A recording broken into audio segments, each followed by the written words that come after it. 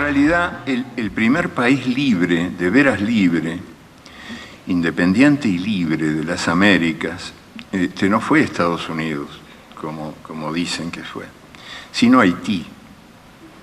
Porque cuando los Estados Unidos se liberaron del poder colonial británico, tenían todavía, y siguieron teniendo, 650.000 esclavos.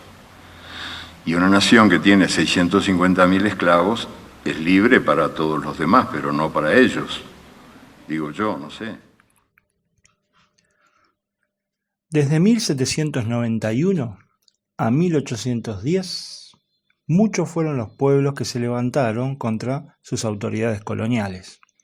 Casi todas estas revoluciones estuvieron lideradas por las élites burguesas criollas, en su casi totalidad integrada por dirigentes blancos y algunos mestizos que apuntaron a la independencia política y a la ruptura del monopolio, pero que no pretendieron, salvo honrosas excepciones, modificar radicalmente la lamentable postergación de los indígenas y esclavos negros, tal cual lo vimos en la última clase sobre sujetos sociales en la colonia.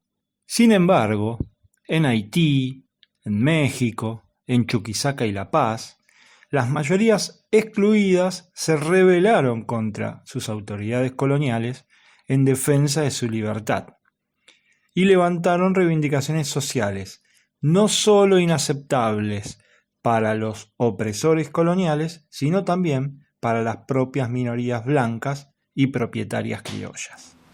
Haití también fue maldita por ser un país de esclavos, de negros esclavos, y porque esos negros esclavos humillaron a Napoleón Bonaparte. Le mataron a 18 oficiales y le ganaron la guerra. Y en 1804 Haití fue la primera nación de veras libre. En nuestra clase del día de hoy, amiguetes, la rebelión de los excluidos, parte 1, Haití.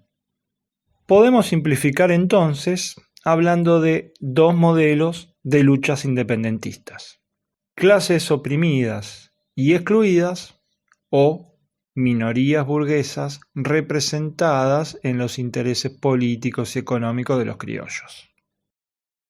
¿Qué mira, loro? Francia, desde el siglo XVII, ocupó la región occidental de la isla La Española, fundando allí Saint-Domingue, la colonia azucarera más próspera de las Antillas. Compartía la isla con España.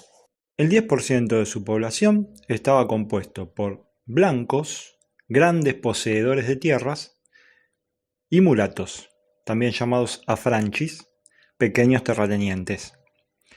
El restante 90% era exclusivamente de esclavos africanos. Con el estallido de la Revolución Francesa, los mulatos se pusieron del lado de los republicanos y los blancos del lado de la monarquía. Pero ninguno pensó en la libertad de los esclavos. En este contexto, los africanos iniciaron una rebelión para obtener su libertad, en 1791, que fue brutalmente reprimida. Al año siguiente, la Asamblea Francesa decretó la libertad para los negros, pero la negativa de los hacendados a aplicarla en Saint-Dominique provocó la reacción de Toussaint de Louverture, ex esclavo que preparó un ejército para luchar contra los blancos y los mulatos.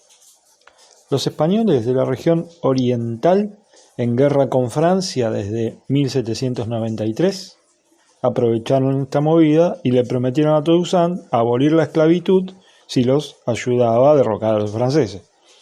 Este aceptó, puesto que el enemigo de mi enemigo es mi amigo, y derrotó a las tropas francesas. Simultáneamente, los ingleses, que andaban por el Caribe siempre buscando dónde rapiñar un cacho de mortadela, invadieron la isla, con la complicidad de los hacendados blancos, que preferían ser mulos de una colonia británica antes que perder la mano de obra esclava. La República Jacobina abolió la esclavitud, pactó con Toussaint y le dio un grado militar para que combatiera contra España e Inglaterra. Con un ejército de 55.000 ex esclavos, Toussaint venció a los españoles, luego expulsó a los ingleses definitivamente. En 1801, Toussaint sancionó una constitución para su tierra en la que expresamente se abolía la esclavitud y se reconocía cierta autonomía política por sobre Francia. Napoleón desconoció la constitución haitiana, reimplantó la esclavitud y envió un ejército al mando del general Leclerc. Este engañó a Toussaint con una falsa negociación y se lo llevó prisionero a Francia, donde el bueno de Toussaint, que se había cargado a los españoles, a los ingleses y a los franceses, encontró la muerte encarcelado. El lugarteniente de Toussaint, de Saligné, Sunieri, su segunda, Supana, continuó la lucha y venció al ejército francés en 1804. Les recabió a los franceses, declaró la independencia de la isla y aplicó la Constitución. Haití se convirtió de esta manera en la primera nación libre de Latinoamérica, el primer país donde una rebelión esclavista triunfó y lideró el movimiento que lo libertó de su metrópoli. Las deudas que pagó Haití a Francia por el reconocimiento de su independencia provocaron el estancamiento de su economía y un estado de crisis permanente. Y en 1804 Haití fue la primera nación de veras libre y de veras independiente. Lo pagó carísimo. Durante un siglo y medio, créase o no, Haití tuvo que pagar a Francia una indemnización por el crimen de haberse declarado libre. El origen africano en su población contribuyó al aislamiento y la discriminación a la que fue sometida Haití por el resto de las naciones latinoamericanas, que vieron la rebelión esclava como un mal ejemplo. Hoy es uno de los países más pobres del mundo, pero sin embargo... Vale la pena repetirlo una vez más para que los sordos escuchen. Haití fue el país fundador de la independencia de América y el primero que derrotó a la esclavitud en el mundo.